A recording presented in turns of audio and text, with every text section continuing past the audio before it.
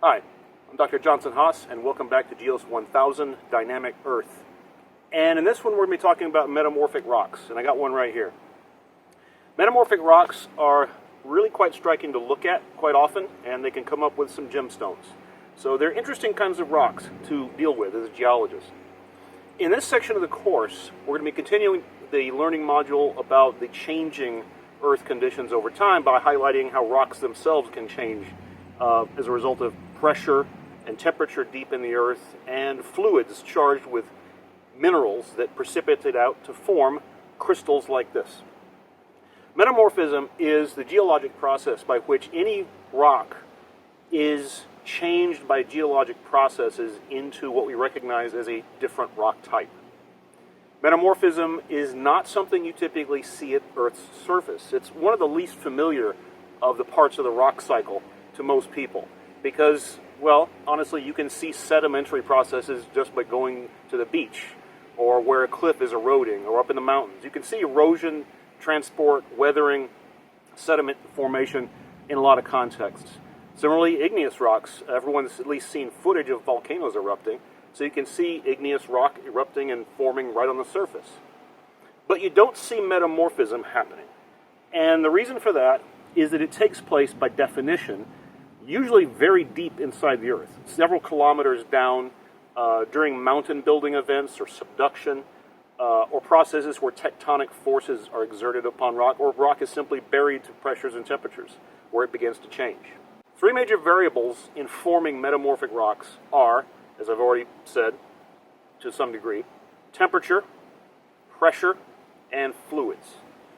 The reason that happens is that the rocks that can form when it's, say, 500 Celsius at 10,000 bars of pressure a few kilometers down, the kind of minerals that are stable under those conditions are different from the kind of minerals that are stable at Earth's surface. You take a rock like this, a metamorphic rock, which is mostly feldspar, and you can see some nice quartz veining material through there and mica. This is what we call a pegmatite. I'll come back to that.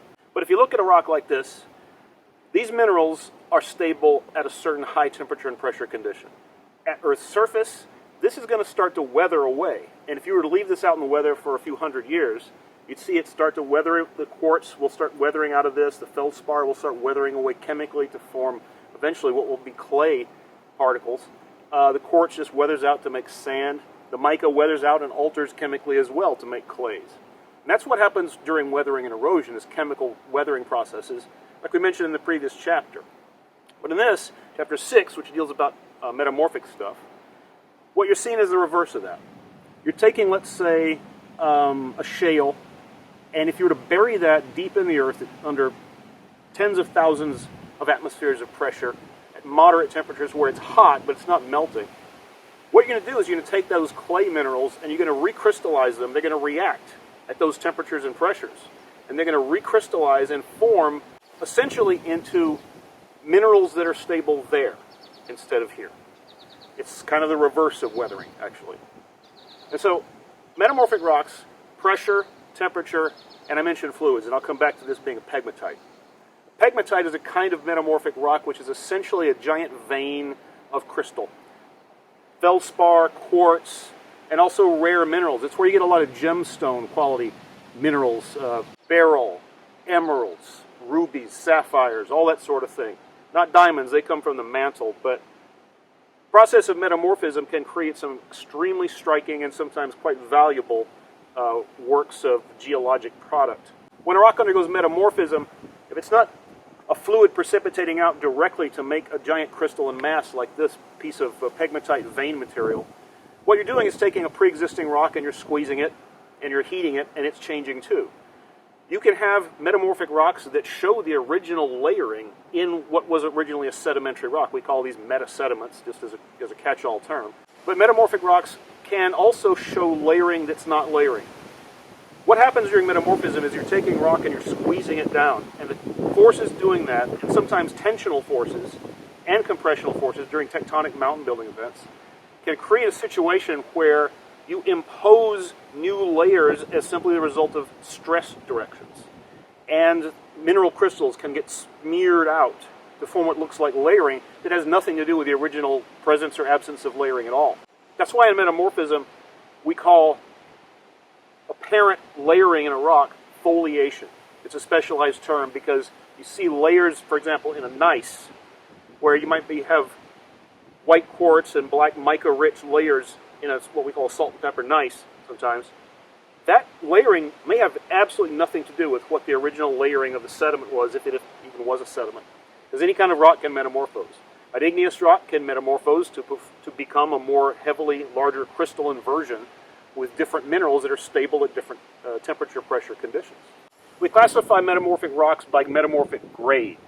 So you start off with what's low-grade metamorphism, which is the very first changes that a rock undergoes during the process. So for example, shale could be metamorphosed at a very early stage to form what we call a slate. If you compare the two, shale is crumbly, it's a soft rock, it's not very good for construction. But if you have a slate, that stuff is hard enough, it's recrystallized enough, and the crystals interlock with each other enough that you can peel off plates of this stuff and it lasts long enough to use as roofing material for slate roofs. It's been used for centuries because it works well. If you take a slate and you metamorphose that further, going to deeper conditions, higher temperatures, but still not melting, the slate will recrystallize into larger grains of deeper minerals, and you're going to form something like what we call a schist, which is glittering with mica and shows the original layering of what the rock originally had in it, if it did. If you metamorphose a schist further, you get to a gneiss, which is a hard rock, lots of quartz and micas in it. And in fact, you see a lot of that stuff up in Canada. Most of the Canadian shield of the main part of the craton, the crust, is gneiss material that is a couple of billion years old, and sometimes up to about 4 billion years old. The nice thing about metamorphic rocks is that they can tell us exactly what temperatures and pressures were achieved during the metamorphic event. This is helpful because if you're trying to reconstruct the tectonic history of a mountain range, you want to know what the pressures and temperatures were to give you a sense of exactly what kind of tectonic intensity was happening. That allows you to reconstruct old continental configurations and really understand a lot of ancient geology. Metamorphic rocks help with that because temperature and pressure specific conditions produce specific minerals from the same chemistry. We can apply the presence of certain minerals as what we call a geobarometer or a geothermometer, telling us, yes, this particular composition achieved this particular temperature and pressure condition because those minerals are present. There's a whole science to this, and it gets really detailed into the chemistry of rocks and minerals. It's quite interesting, actually. I'll give you an example. One is used in the book, actually, really well. It's an example of what we call aluminosilicates: kyanite, andalusite, and sillimanite. These all three minerals have the same chemical composition, exactly the same.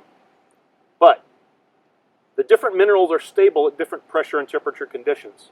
And we can actually look at how metamorphism can progress across a region by seeing how hot it got, how pressurized it got in the rock, by seeing the transition from kyanite to andalusite or from sillimanite to kyanite or whatever. That's an example of a geothermometer, allowing us to sort of reconstruct the tectonic history in that kind of detail. Metamorphism happens in all sorts of different environments geologically. The simplest is obviously just burial.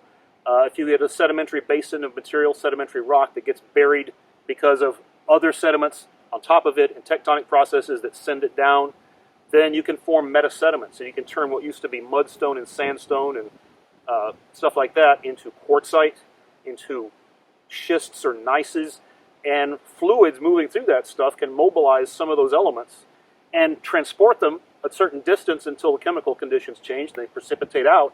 That's how you form stuff like this, like a pegmatite, or veins in a rock. Veins of gold or silver, copper, all that stuff produced from metamorphic processes. Valuable gemstones, garnets, tourmalines. Those are usually from metamorphic processes. But not only burial does it, you can actually form metamorphic process rock at the surface of the Earth. It happens sometimes, but it can happen when you get an igneous rock forming, coming up through the crust, burning the rock around it, and chemically altering it. That's what we call contact metamorphism, and it's essentially a thermal process. We can also have different forms of what's called regional metamorphism, also subduction-related metamorphism, but those all affect a giant region where a continent runs up against a continent. The pressures there are intense, they're directional, and you can warp the rock and produce the core of that mountain complex is all metamorphic stuff mixed with intrusions of igneous material. During a subduction event, it's the same thing. You've got a continent riding up as an ocean crust goes underneath it. Pressures and temperature conditions cause a kind of regional metamorphism unique to subduction zones. So we can look at the kind of metamorphic rock, its context, the temperatures and pressures it achieved, and we can figure out geologic history that way by piecing together the parts of the puzzle, one deposit at a time. There are also metamorphic processes that occur under more unusual conditions. We have what's called fault metamorphism. Movement along a fault acts as a kind of directional pressure. That's one way to do it. You can also have shock metamorphism, essentially where you have a meteor striking the Earth and the giant impact, the rock underneath it and around underneath it is suddenly and violently subjected to intensely high pressures that just go away after the impact. That kind of thing can leave behind its own traces. For example, shocked quartz. Very high intensity impacts can essentially disorder the molecular arrangement of silicon and oxygen in quartz crystals. And under a microscope, it's a dead giveaway. Shocked quartz has been found underneath sediments associated with the Chicxulub impact structure that ended the reign of dinosaurs about 66 million years ago. And typically, any large impact on Earth is going to leave behind a telltale of shocked quartz if we could get down to the geology and excavate it. So with metamorphic rocks, we also complete the entire rock cycle. We've been talking about igneous rocks, which come out of the Earth molten. If they weather away, or some of the rock, any rock weathers away and transports as sediment, collects up, you can get sedimentary rock. And if it's taken back down into the Earth again, exposed to pressure and temperature, it turns into metamorphic rock to complete essentially the entire rock cycle. So hopefully that sets you up well for this stuff. This is in Chapter 6 in the book, obviously, and Lab 7 about metamorphism. In that case, you get to see some field locations with classic examples of metamorphic rock, including Black Canyon of the Gunnison, which is used in the cover art for this chapter of the book. And I've been there myself. It's quite impressive. That giant wall of ancient metamorphic rock shot through with veins of pegmatite. It's pretty impressive to see firsthand. And that's the kind of thing metamorphic rock give you. Pretty interesting views sometimes. So that should get you going. Good luck, and I will talk to you next time.